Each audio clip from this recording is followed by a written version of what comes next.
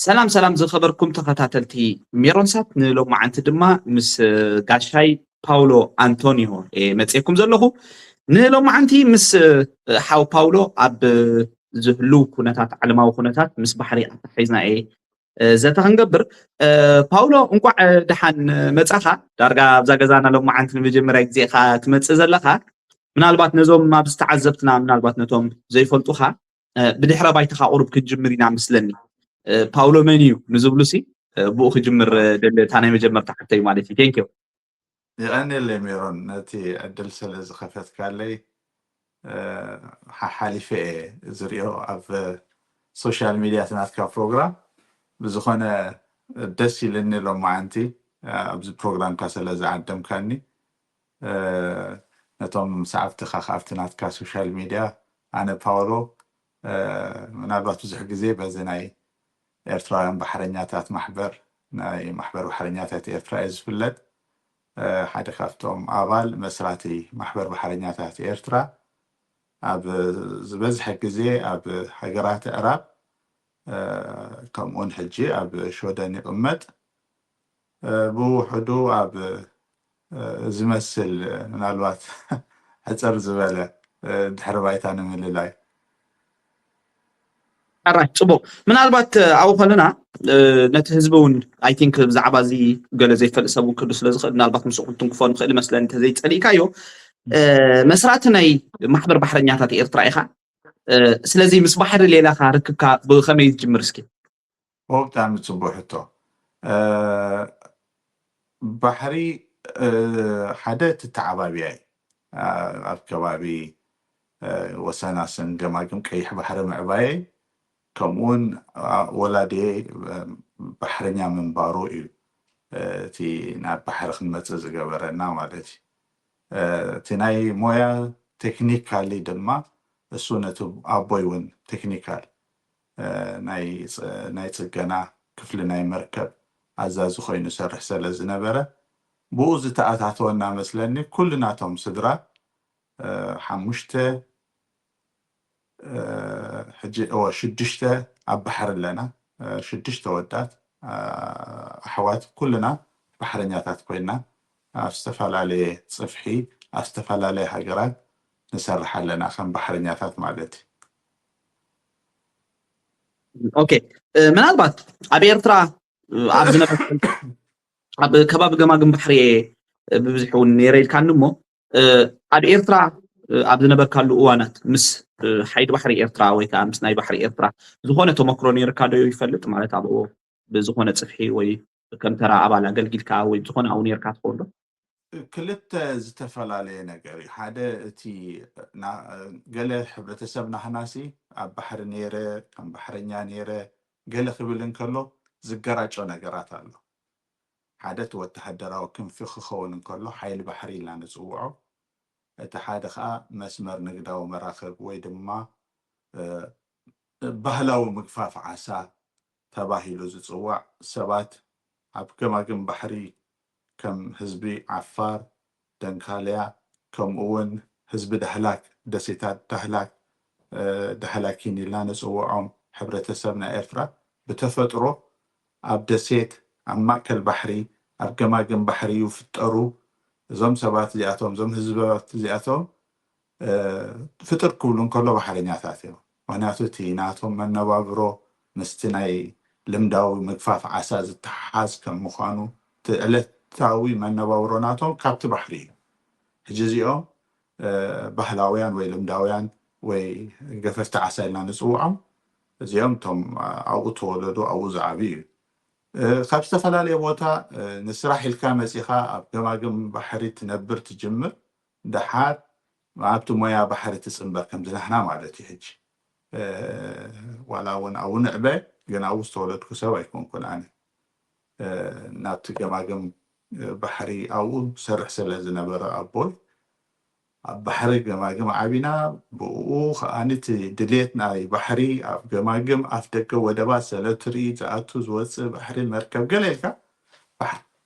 ባሕረኛ ትኸውን ማለት እዩ እቲ ካልእ እቲ ናይ ሓይሊ ባሕሪ ወተሃደራዊ ማለት እዩ እቲ ኣብ ምክልኻል ገማግም ቀይሕ ባሕርካ ፀጥታ ዝሰርሑ ባሕረኛታት ክንሶም ግን ብናይ ወተሓደራዊ ሕጊ ተማእዚዞም ዝኸዱ ሓይሊ ባሕሪ ኢልና ንፅውዖም ቅድም ድሕርን ኣነ ብሓይሊ ባሕሪ ኣይነበርኩን ወተሓደር ናይ ሓይሊ ባሕሪ ኣይነበርኩን ወይ ዝኾነ ዓይነት ፅፍዒ ኣይነበረን ቅድሚ ካብ ኤርትራ ምውፅአ ኣቦይ ኣብ ናይ ኤርትራ ሺፒንግ ላይን ወይ መስመር ንግዳዊ መራኽብ ናይ መርከባት ናይ ኤርትራ ዝነበራ ኣብአን ሰርሕ ነይሩ ስጋዕ ዕለተ ሕልፈቱ ከዓ 99 ማለት እዩ ኣብ ዝተፈላለየ መራኽብ ናይ ኤርትራ የገልግል ነይሩ ከም ቺፍ ኢንጂነር ኮይኑ ድሒሩ ፖርት ኢንጂነር ወይ ድማ ነተን መራኽብ ናይ ኤርትራ ኣብ መሬት ኮይኑ ከዓ ናይ ፅገና ሓላፊ ኮይኑ ንኩለንተን መራኽብ ናይ ኤርትራ ይእዝዝ ነይሩ ኣቦይ ማለት እዩ ንእሽተይ ኮይነ ተምሃራይ ናይ ሃይ ስኩል ሳመር ጆብ ናብኡ ከይደ መንታን ተመክሮ ከጥሪ ምስ ኣቦይ ኣብቲ ገራጅ ናይ ኣረያ መራኽብ ተባሂሉ ዝፅዋዕ ንዝተወሰነ ግዜ ምስኡ ሰሪሐ ትዘለኒ ተመክሮ ዝመስል ማለት እዩ ሕራይ ምናልባት ብምቕፃል ኣብዚ ግዜ እዚ ኣብ ሆርሙስ ከባቢ ኣዝዩ ብዙሕ ዝኾነ ፀገማት ክፍጠር ቀኒሎ ዛጊት ክሳብ ሕጂ እውን ምናልባት ኢራን ትማሊ ሆርሙስ ከፊታቶላ ሕጂ ምዝ ተተሓሒዙ ስኻ ድማ ከም ማሕበር ፕረዚደንት ባሕረኛታት ኤርትራ እስኪ መጀመርያ ኣብ ማእከላይ ምብራቅ ኣብዚ ከባቢ እዚ ዝንቀሳቀሱ ባሕረኛታት ኤርትራውያን ኣለውና ዶ ኣብ ትሕቲ ማሕበርኩም ዘለዉ ክኾኑ ይኽእሉ ዋላ ዘየለዉ ትፈልጦም ንስኻ ኣለዉ ዶ ማእከላይ ምብራቅ በዚ ኩነታት እቶም ዝበዝሑ ኤርትራውያን ባሕረኛታት ኣለውና ንብሎም ብምሉኦም ኣብዚ ማእከላይ ምብራቅ ዝሰርሑ እዮም ኣብዚ ከባቢ ብፍላይ ከዓ ብምሉኡ ኣብ ትሕቲ እዚ መተሓላለፊ ሆርሞዝ ኣብቲ ፀገም ዘለዎ ቦታታት እቶም ኣለዉ ዝበሃሉ 90% ባሕረኛታት ኤርትራ ኣብኦም ዘለዉ እዞም ባሕረኛታት እዚኣቶም ሕጂ ኣብ ከመይ ኩነታት ኣለዉ ኢልካ ንዝሓተትካ ንሕቶ ከምቲ ኩሉ ማሕበረሰብ ዓለም ኣጋጢምዎ ዘሎ ከምቶም ኩሎም ኣብ ዓለም ኣለዉ ዝበሃሉ ባሕረኛታት ምስቲ ህልው ኩነታት ኣብዚ ከባቢ ተፈጢሩ ዘሎ ፀገም ኣካል ናቶም እዮም እዞም ኤርትራውያን ባሕረኛታት ካብዚ ተበጊስና ንሕና ብቐፃሊ ምሽ እዚ ናይ ሆርሞዝ ቅድሚ ምብጋሱ ኣብ ቀይሕ ባሕሪ ዝነበረ እውን ከይተረፈ ብሑቲ ዝግበር ዝነበረ መጥቃዕትታት ከይተረፈ መግለፂታት እንዳውፃና ነቶም ኣብቲ ምዕቡል ዝበሃል ደረጃ ምንቅስቃስ ባሕሪ ዝንቀሳቀሱ ጥራሕ ዘይኮነ ነቶም ገፈፍቲ ዓሳ ህዝቢ ዓፋር ህዝቢ ዳህላክ ደሴታት ዳህላክ ብምሉኦም በቲ ኣብ ቀይሕ ባሕሪ ዝፍጠር ዝነበረ ንዝሓለፈ 2 ዓመት 3 ዓመት ዝኸውን ከምኡ እውን ምስ ናይ ቅርሰና ባሕሪ ናይ ገማግም ወይ ድማ ናይ ኢንዲያን ኦሽን ናይ ሶማላውያን ከይተረፈ ዝበፅሕ ዝነበረ ሓደጋታት ኣብ ርእሲ ባሕረኛታት ኤርትራውያን ከም ድምፂ ክንከውን ፀኒሕና ኢና ብሓፈሽኡ እቲ ዘሎ ኩነታት ካብቶም ካልኦት ሃገራት ባሕረኛታት ፍልይ ዘብሎ ንሓና ብደረጃ ናይ ካልኦት ሃገራት መንግስታት ኣብ ጉዳይ ሃገሮም ኣብ ጉዳይ ዜጋታቶም ዝወርድ ዘሎ ሽግር ናይ ባሕረኛታት ዋንነት ወሲዶ ንኣብነት ናይ በዓል ፊሊፒን ህንዲ ብቐፃሊ ዜጋታቶም ባሕረኛታት ዘጋጥሞም ዘሎ ሽግራት ምስ ማሕበረሰብ ዓለም እንዳተዘራረቡ ጉዳዮም ንክርአ ዝገብሩ ብመንፅር ኣብ ኤርትራ ዘሎ ስርዓት ድማ ንዜጋታት ንከምዚኦም ዝኣመሰሉ ባሕረኛታት ድምፂ ዘይምዃኑ ኣብ ግምት ብምእታው ንሕና ከም ማሕበር ባሕረኛታት ነቶም ኤርትራውያን ባሕረኛታትና ድምፂ ብምዃን ክንንቀሳቀስ ፀኒሕና ኢና ዋላ ሕጂ እውን ብንጡፍ ነቲ ዘሎ ኩነታት ንከታተሎ ኣለና ምስ ከምኦም ዝኣመሰሉ ባሕረኛታት ማሕበራት ምንቅስቃሳት መንግስታት እውን እቲ ዘሎ ኩነታት ብቀረባ ሓበሬታ ብምልውዋጥ ነንሕድሕድና እንታይ ክኸውን ይኽእል እንታይ ይመፅእ ኣሎ ሓፈሻዊ እንታይ ክግበር ይከኣል ዝብል እውን ናይ ኤርትራውያን ባሕረኛታት ድምፂ ብምዃን ክንሰርሕ ፀኒሕና ኢና ምናልባት ኣብዚ ዝሓለፈ 2-3 መዓልቲ ሪኢኻ እንተኮይንካ እውን ሓደ زعبه ናይ ህንዲ ናይ ባሕረኛታት መጽሔት እውን ከመርእሲ ጉዳይ ናይ ኤርትራውያን ባሕረኛታት መግለጽ እውን ድምፂ ንምዃን ሓደ መግለፂ ዘውፃናዮ ኣብቲ ናይ ኢንድያን መጋዚን ከይተረፈ ክቃልሕ ተገይሩ ኣሎ ኦኬ ሕራይ ጽቡቅ ምናልባት ብዛዕባ እዚ ማሕበር እዚ ከም ዝተረዳእኒ እንተኮይኑ ብፍላይ እዚ ንእሽተይ ወለዶ ኣብዝናተይ ክልዕድ መዘሎ ዝፈልጥ ኣይመስለንን ብዛዕባ ማሕበር ባሕረኛታት ኤርትራ ገለ መልክ ክበሃል እንከሎ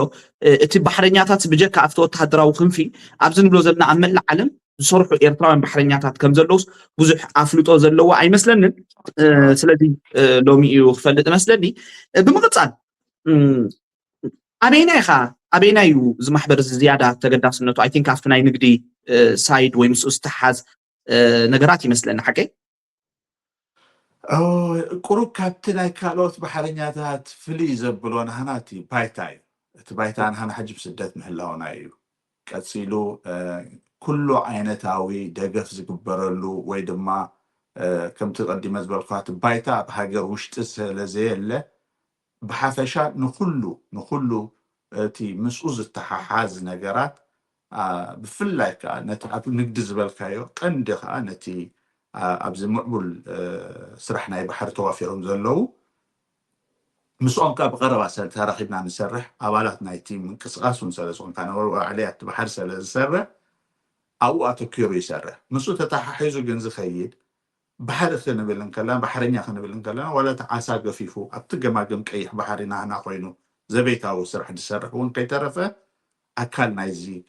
ጌርና ኢና ንኸይድ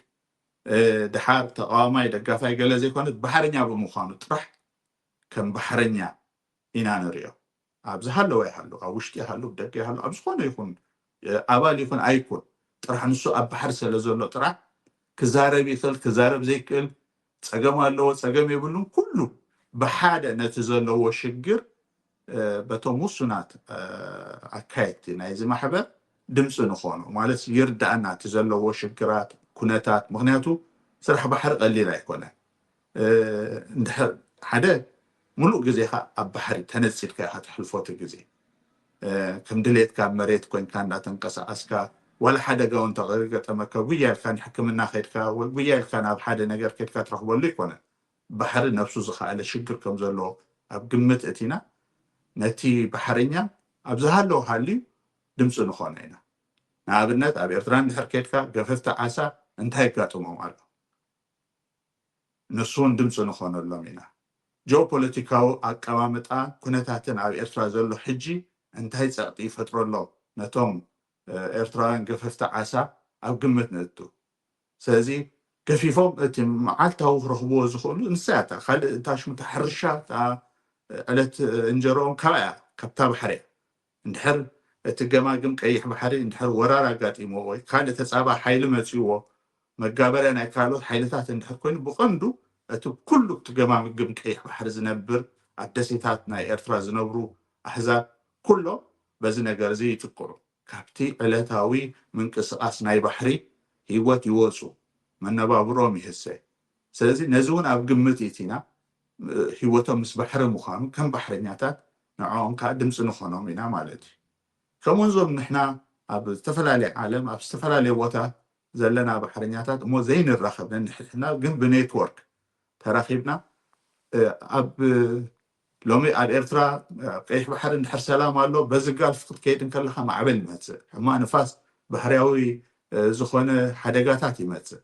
ስለዚ እቲ በቲ ሓደ ሸነኽ ዘሎ ኔትወርክ ሰሪሕና እቲ ዘሎ መራኸቢታት ተጠቂምና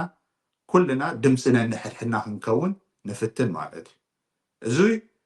ምስቲ ኩሉ ናይ ወረቓቐቲ ሽግራት ከኣን ኣሎ ሓደ ስኻ ነፋሪት ደይብካ ክትከይድ እንድሕር ኮንካ ፓስፖርት የድልየካ ኣብ መርከብ ክሰርሕ እንድሕር ኮንካ ናይ ባሕረኛ ደብተር ዝበሃል ልክዕ ከምቲ ፓስፖርት ነብሱ ዝኸኣለ ሓደ ወረቐት ኣሎ ንሱ መብዛሕትኦም እቶም ባሕረኛታት ናይ ኤርትራ ካብ ኣብ ኤርትራ ከይዶም ካብ መንግስቲ ናይ ኤርትራ ዝህቦም ልክዕ ከምቲ ፓስፖርት ማለት እዩ እዮም ዝጥቀሙ ገሊኦም ከዓ ነዚ ክረኽቡ ዘይክእሉ ኣሎም ክምለሱ ዓዶም ኣትዮም ክረኽቡ ዘይክእሉ እሞ ካብ ናይ ካልእ ሃገራት ወረቓት ዝጥቀሙ ኣሎ እቶም ኣብ ኤርትራ ከይዶም ከዓ ነዚ ከምዚ ዓይነት ዕድል ዝረኽቡ ከዓኒ ብዙሕ ሽግር ይድሕልፉ ንሶም ጥራሕ ኣይኮኑን ዋላ እቶም ቀደም ኣቢልና ንፅዋዕ ዝነበርና ግማግም ቀይሕ ባሕሪ ዝነበሩ ከዓ ብምሎም ከምኡ ማለት እዩ ሓደሽቲ ኤርትራውያን ባሕረኛታት መንእሰያት ንባሕሪ ክመፁ ክደልዩ ከለዉ ባሕረኛታት ክኾኑ ክሓስቡ ከለዉ እንታይ ክገብሩ ኣለዎም ብከመይ ክጅምርዎ ኣለዎም ኣበይ ከይዶም እንታይ ክመሃሩ ኣለዎም እንታይ ዓይነት ተመክሮ ክህልዎም ኣለዎም ምስ መን ክራኸቡ ኣለዎም ሓበሬታ ምናልባት ኣብዚ ዝማዕበላ ሃገራት ከድካ ኣነ ባሕረኛ ደለይልካ ፋሲሊቲ ትረክብ ትኽእል ትኸውን ኢኻ መንግስቲ ዝሕግዘካ ኸውን ኣብ ሃገራት ዕረብ ከምኡ ዝበሃል ነገር የለን ዝሕግዘካ የለን ነዚኦም ዝኸውን ዌብሳይት ኣለና ናይ ፌስቡክ ፔጅ ኣለና ናይ ዋትሳፕ ግሩፕ ኣለና ሎሚ ኣብ ጎግል ከድካ ኤሪትሪያን ሲማን ዩኒየን ወይ ድማ ማሕበር ባሕረኛታት ኤርትራ ኢልካ እንድሕር ፅሒፍካ ብትግርኛ ብዓረብ ብኩሉ ዓይነት ቋንቋ ብእንግሊሽ ብቪድዮ ብስእሊ ኤርትራውያን ባሕረኛታት እንታይ ይመስሉ ክትረክቦ ትኽእል ኢኻ ኩሉ ዓይነት ሓበሬታ ኣብለካ ቴሌፎን ድውል ኣቢልካ ዋትሳፕ ፅሕፍ ኣቢልካ ከምዝስኻ ዝረኸብካኒ ኢንፎርሜሽን ክትረክብ ተደሊኻ ዝኾነ ዓይነት ሰብ ኢንፎርሜሽን ንህቦ ዘለና ሓበሬታ ንለዋወጥ እንታይ ክገብር ኣለዎ ባሕረኛ ክኸውን ባሕረኛ ምስ ኮነ ኣብ ባሕሪ ሽግር ምስ ዘጋጥሞ ምስ መን እንታይ ክገብር ኣለዎ ኣብ ዝሰርሕሉ ቦታታት እውን ሽግር ምስ ዘጋጥሞም ምስቶም ዝሰርሕዎ ትካላት እውን ብዝከኣለና መጠን ሽግራቶም ክንፈትሕ ፃዕርታት ንገብር ነቶም ሓበሬታ ዝሃቡና ኣብቲ እዋን ሽግሮም እንታይ ክግበር ከም ዘለዎ ዘማኸሩና ብሓንሳብ ኮይና ነቲ ዘለዎም ሽግር ንምፍታሕ ፃዕርታት ንገብር ትምህርቲ ንዝደልዩ ባሕረኛ ንክኾኑ ዝደልዩ ጀመርቲ ኣብ ዝተፈላለየ ሃገራት ኢትዮጵያ ጅቡቲ የመን ዩጋንዳ ኬንያ ኣብ ዝኾነ ቦታ ኮይኖም ብቐፃሊ ዝራኸቡና ጀመርቲ ባሕረኛታት ክኾኑ ዝደልዩ መንእሰያት ከመይ ገይሮም ባሕሪ ክጅምሩ ይኽእሉ እንታይ ፀገማት ኣለዎ ባሕረኛ ምዃን ድሓር እንታይ መክሰባት ኣለዎ ባሕረኛ ምዃን ኣብ ካብ መጀመርያ ስርዓት መወዳእታ ሰለይና ብሎ እዚ ከምዚ ዓይነት ፕላትፎርም ፈጢርና ንኸይድ ኣብዚ ዝማዕበለ ቴክኖሎጂ ሕጂ ኤኣይ ሲስተም ከድካ ኤርትራን ሲማን ዩኒየን ተብሎ ኤኣይ ከይተረፈ ሎሚ ብዛዕባ ማሕበር ባሕረኛታት ኤርትራ ብኩሉ ዓይነት ቋንቋን ሓበሬታ ንህበካ ባክግራውንድ እንታይነት ናይ ኤርትራዊ ባሕረኛ ኣብ ዓለም ኣለዉ ዝበሃል ምስቶም ኣለዉ ዝበሃሉ ባሕረኛታት ናይ ዓለም ተሰሪዑ ተወዳዳሪ ኮይኑ ነቲ ኤርትራዊ ባሕረኛ ብዓቕሚ ብተፈላጥነት ከዓ ደረጃ ኣትሒዙ ይቕፅል ኣሎ ብሕፅር ዝበለ ነዚ መስል ኣራይ ብጣዕሚ ፅቡቅ እምበር ናብቲ ዝቕፅል ሕቶ ክንከይድ ኣብዚ ግዜ እዚ ወይ እውን ኣብዚ ሓለፈ ዓመታት ኤርትራ ኣብ ሰፊሕ ገማግም ባሕሪ ተደው ኮይና ከም ዘላ መጠን ከባቢ 200 ከባቢሉ ገማግም ባሕሪ ዘለና ስለዚ ክሳብ ሕጂ ድማ እቲ ባሕሪ ከምቲ ጉባኤ ኣይተጠቀምናሉን እንዳተባህለ ብዙሕ ይዝረብ እዩ ስለዚ እዚ ማሕበር ባሕረኛታት ኤርትራውያን ንመፃኢ ወይ እውን ባሕሪ ኤርትራ ብከመይ ኣብ ጥቕሚ ክውዕል ይኽእል ንመፃኢ ኸ ኣብዚ እዚ ማሕበር ባሕረኛታት ኤርትራ እንታይ ኣበርክቶ ክህልዎ እዩ ኣብ ናይ ኤርትራ ጉዳይ ኣብቲ ናይ ባሕሪ ዝምልከት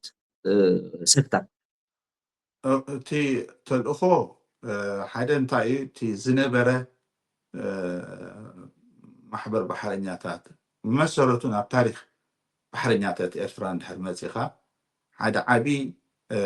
ኣወንታዊ ዝኾነ ታሪክ ኣለዎ ባሕረኛ ኤርትራ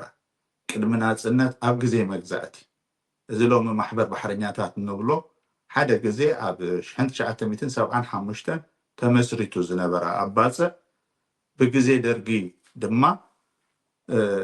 ተፃብኦ ገጢሞ ከም ዝጠፍእ ከም ዝሃስስ ተገይሩ እንታይ ማለት እዩ እቲ ናይ ዋንነት ስምዒት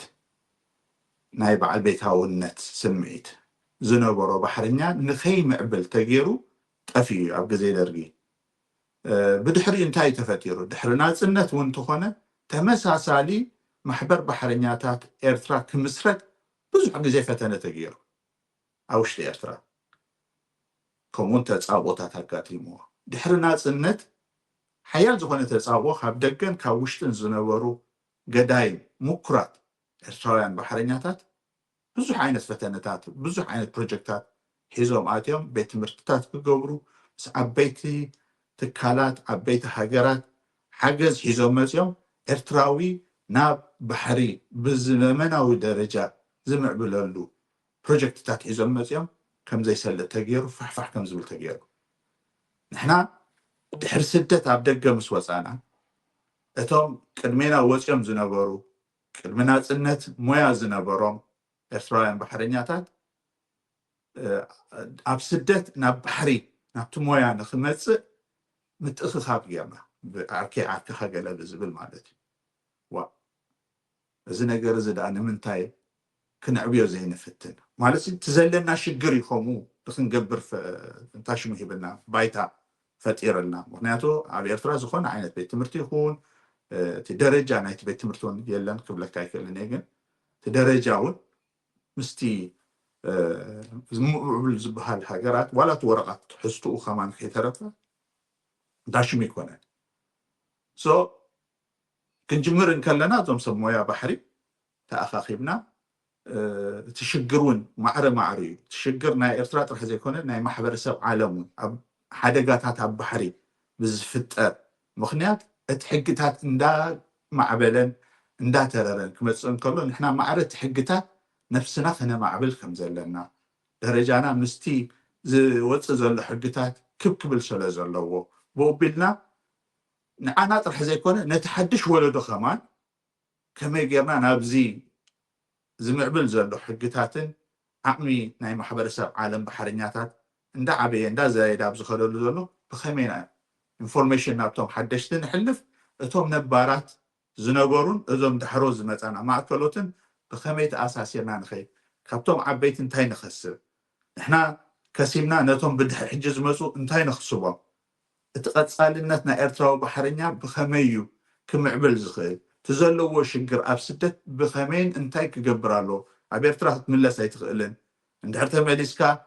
ብቑዕ ዝኾነ ትምህርቲ ይትረክብን ዋላ እቲ ትምህርቲ ብወሲድካ መፂኻ ኣብ ደገ ተቐባልነት የብሉን ንኣብነት ቀልል ብዝበለ ነቲ ባሕረኛ ዘይኮነ ክርድኦሲ ናይ ኤርትራ ባይተንቲ መኪና እንድሕር ኣለትካ ኣብ ኣውሮፓ ዝውረላ ይትኽእልን እያ እንታይ ክትገብር ኣለካ ኣብ ግሬድ ክትገብር ኣለካ ብሙሉእ እቲ ብኤርትራ ሎሚ ትወስዶ ዓይነት ስታንዳርድ ደረጁ ዝሓለወ ስለ ዘይኮነ ብናይ ካልእ ሃገራት ወረቓቕቲ ንክትጥቀም ትግደድ ኢኻ ማለት እዩ ነቲ ናይ ካልእ ሃገራት ወረቓቕቲ ንክትጥቀም ዝገብር መሰረታዊ ዝኾነ መተኣታተዊ ወይ ድማ ናይቲ ናይ ካልኦት ሃገራት መምዘኒ ክትበቕዖ ትኽእለሉ መንገዲ እንታይ እዩ ዝብል ነገራት እዚ ማሕበር እዚ ምስተን ትካላት ከምኡ ዓይነት ደረጃ ዘለዎም ብምዝርራብ ነቶም ጀመርቲን ነባራትን ኣበይን እንታይን ከይዶም እንታይ ክረኽቡ ይኽእሉ ብኸመይ ነብሶም ኣማዕቢሎም ምስቲ ኣሎ ዝበሃል ናይ ካልእ ሃገር ባሕረኛ ነብሱ ከወዳድር ዝኽእል ስራሕ ማለት ዕዳጋ እዩ ንስኻ ሞያዊ ብቕዓትካ ሸጥካ ኢኻ ኣታዊ ትረክብ ምክንያቱ ብቑዕ ወረቐት ብቑዕ ሞያን ክእለትን ተዘይብልካሲ እቲ ዝቐፅረካ ስኢሉ ቀፅርካኒ ስለዚ ንስኻ ነብስኻ ማዕረቲ ካልእ ብቑዕ ኮይኑ ዝመፅእ ወዲ ካልእ ዜጋ ነብስኻ ክተወዳድራ ድሕር ኮይንካ ብኩሉ መምዘኒታት ብትምህርቲ ብወረቐት ዘለካ ኤክስፒሪየንስ ኣባይታ ኩሉ ተፀብፂቡ ኣብቲ ንስኻ ትገብሮ ቃለ መጠይቕ ኢንተርቪው ናይ ስራሕ ብቑዕ እዚ ኩሉ ነገሩ ተባሂልካ ኢኻ ትወፅእ ነዚ ነገራት ሓበሬታ ምልዋጥ ኣበይን እንታይን ሕጂ ሓድሽ ንኣብነት ንበል ሜሮን ሕጂ ባሕረኛ ክኸውን ደልየ ትብል ከመይ ጌርካ ትጅምራ እታ ባሕረኛ ምዃንሲ ኣበይ ትረኽቦት ኢንፎርሜሽን ትረኽቦ ኢኻ ኢንተርኔት እትውኢልካ ከመይ ጌርካ ግን እቲ ዲቴይል ካብ ሓደ ወዲ ዓድኻ ሓዉኻ ብዝያዳ ከምዚ ኣነ ንስኻን ሕጂ ሓቲትካ ዝህበካ ዘለኹ ኢንፎርሜሽን ዶ ይቐልል ዋላ ኢንተርኔት ኣቲኻ ትረኽቦ እንታይ ክትገብር ኣለካ ኣብቲ ስራሕ ኣብቲ ሞያ ዘሎ ሰብ ክገልፀልካ ብቋንቋኻ በቲ ተመክሮ እውን ዝሓሸ ኮይኑ ስለ ትረኽቦ ኩሉ ግዜ እቲ ባይታት ፕላትፎርም ስለ ዘሎ ሕጂ እቲ ናይ ማሕበር ባሕረኛታት ዋላ ንዘይትፈልጦ ሰብ ኣነ ንስኻና ይንፋለጥን ግን ኣብ ኢንፎርሜሽን ረኺብካዮ ሎሚ ትሓተኒ ኣለካ ከምኡ ከዓ ሓደ ካልእ ኤርትራዊ መፅኡ እንድሕር ሓቲትኒ ከምዚ ዓይነት ኢንፎርሜሽን ህቦ ንዑ ቅልል ብለሉ ናብቲ ሞያ ንክመፅእ ብሕፅር ዝበለ እቲ محبر بحرنياتات إيرترا بزح بدهوتات كحالف سانحي ولا بسدد محبر بحرنياتات يلو أساس تستفل عليه تسابوتات كقاتم وصانحي كم محبر نتتكال نقابلاتو خيترفه نتوم بفلايكا بناي إيرترا دوكمنت تقومو مخا قبوهم من دامالو إيرترا آتيوم زمال على سو بحرنياتات ان كل ايتم اقماقم قيح بحري زلو لمداويان وي بحلاويان قففت عسى نبلو زيهم كلهم اتم عنتو يزصوع كايوم شحن كلتا 200 كيلومتر ززقحو قيح بحرنا بزتفر عليه زحالفة جزي ورانا ويانا تباهيلو تقفيفهم بمولهم نقنبارا زخدولو زنبرو بدحريو وكيناتنا يمن تباهيلو ذكرك كان دحر كوينو سمعني كان تخوينكا معات دروناتن معات نفرتي كويناتن كابتي أبتقماقم قيح بحر نزنبرو قففت عسى زقبرو دبداب اتي قدم عسى قفيفو تشو مسرحو نإثيوبيا سديدو زشطو زنبره مخاخاو زرهبو من شئتوتو نفسن صدرون زمررلو زنبره مستعصو بسنكتنا إيرترانا إثيوبيان زنبره عمتا زخده انتاي غيرو نيمن كيدو شطونيو تزقفوفوس اب يمن شطونيو دحار دحير كان دغنا نا يمن كوينات مزي سزي زبحرنيا ولا شيء نتيز شطو اب يمن كيدو نداد غزالو مدهانيت غزالو مغب غزالو زدليو نغرات نتعاسا اب يمن شيتو خاب يمن غزي تمليسو إزمتسنيو دحارتو كينات نا يمن مجمره مشات قديف كاسي ولا ننفسو نزبر عقمانسي كفريلو اندحر كيدوس مشنا إرترا نفرتي ناي إمارات نفرت خيترفو ماتيو محرمون قم زنبرو حزب عفار بزح جزي زوجو زنبرو مجلس إتاتي سلازي بزح بدهتات عليفي كم تزد الله تتأكمنا له دا تتأكمنا له كم تزد الله علنا له اندحر خاني إذن لو 9 عميتاويت بزحات بحرنياتات أب هجرات عرب زلوسي أب جماجم قيح بحرم كمتي أب كل حجرات نصرح زلنا أب كل حجرات نخونو زلنا أب قيح بحرنا فوي لنا إذا ما حبرزي أب سدة برا إيرترا يلا ولا ونا أب سدة سريحهم أوش إيرترا مسكدو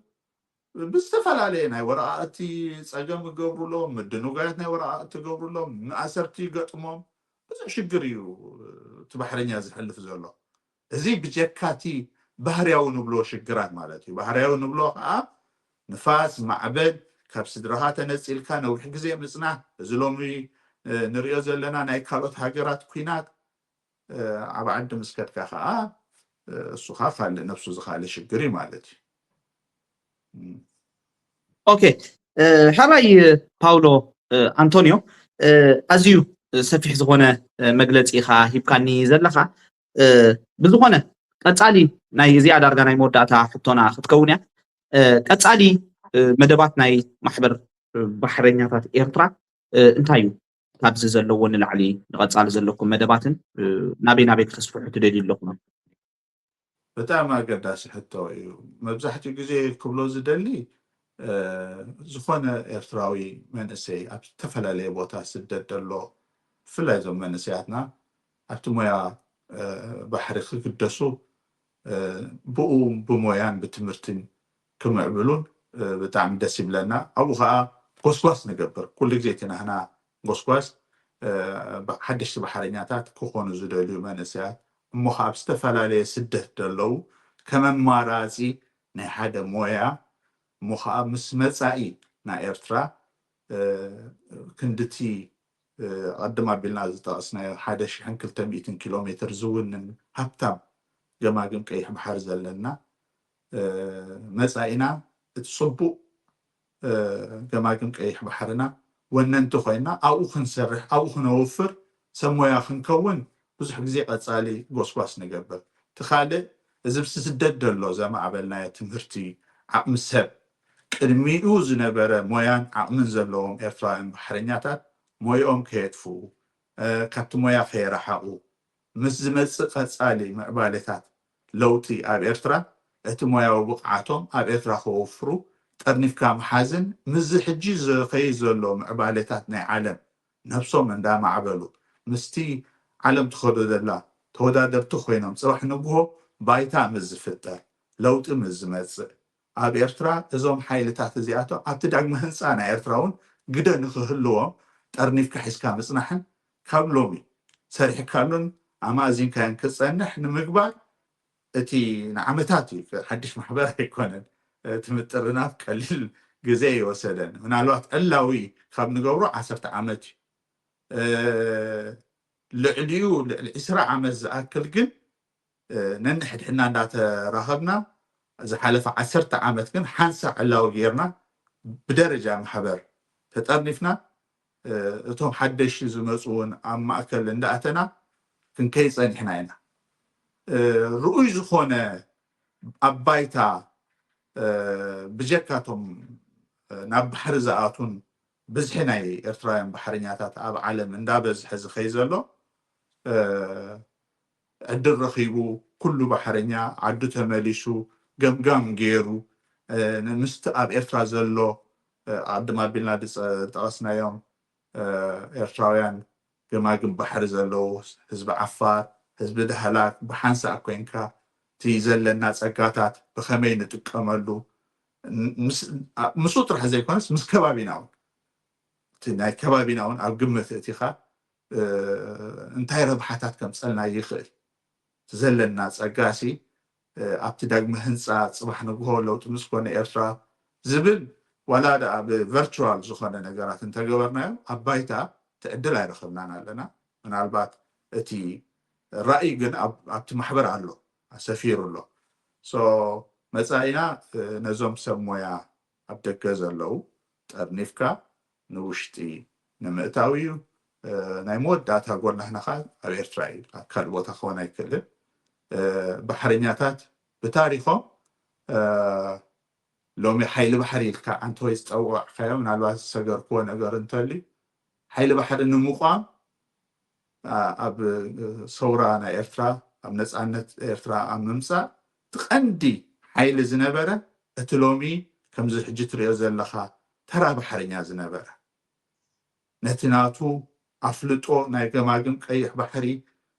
በዓል ቤታውነት ኦነርሽፕ ዋና ምንባሩ ተረዲኡ ኣብ ምክልኻል ኣብ ምምፃእ ነፃነት ኤርትራ ሓይሊ ባሕሪ ኣብ ምምስራት ዓብይ ግደ ዝነበሮ እዩ ባሕረኛ ኤርትራ ቀሊል ታሪክ ኣይኮነን ነቲ ሲቪላዊ ንግዳዊ ምንቅስቃስ እቲ ባህላዊ ምግፋፍ ዓሳ ባሕሩ መሬቱ ዝፈልጦ ዝነበረ ናብ ወተሃደራዊ ሓይሊ ቀይሩ ነቲ ብወተሃደራዊ ሓይሊ ዝገጥሞ ዝነበረ ናይ ግዳም ሓይልታት ኣማዕቢሉ ወተሃደራዊ ዓቕሙ ነፃ ዝገበረ ሓይሊ ባሕሪ ንብሎ ተራ ባሕረኛታት ገፈፍቲ ዓሳ ዝነበሩ ዝመስረትዎ ሓይሊ ባሕሪ እዩ ሎሚ ሓይሊ ባሕሪ ኢልና ወተሃደራዊ መፀውዒ ለቢሱ ዝኸይ ዘሎ ኣብ ኤርትራ ስለዚ ባሕረኛ ብከምዚ ብቐሊሉ ትሪኦ ይኮነን ለምሲ ወከፍ ኣብ ኤርትራ ዝኣቱን ዝወፅእ ዝብልዓን ኣብ ገዛ ንጥቀመሉ ነገራት ኩሉ ብባሕሪ ዝኣቱ